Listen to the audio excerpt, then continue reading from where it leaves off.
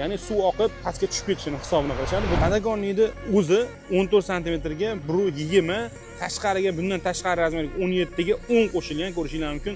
Bu tarafi ham xuddi shunaqa, u tarafi ham xuddi shunaqa. Aytishingiz mumkin, shuncha rasod qilib nima kerak bor deb, lekin bu professional yechim bo'ladi. Ya'ni ko'pchilik shu narsaga ahamiyat bermaydi.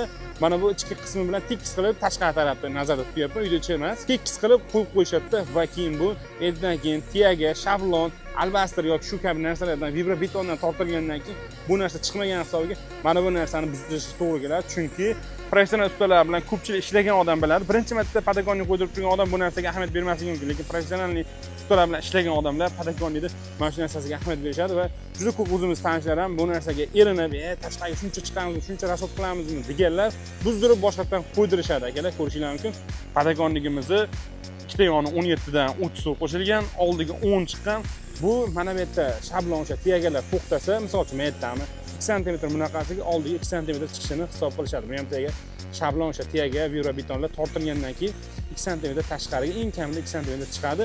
Ya'ni suv oqib pastga tushib ketishini hisobini qilishadi. Bu tarafi ham xuddi shunaqa bo'ladi. Agarda sizga ham mana shunday Patagoniylar kerak bo'lsa, ham tayyor holatda bemalol bizga aloqaga chiqasizlar. Videomiz manfaatli bo'ladigan umiddaman.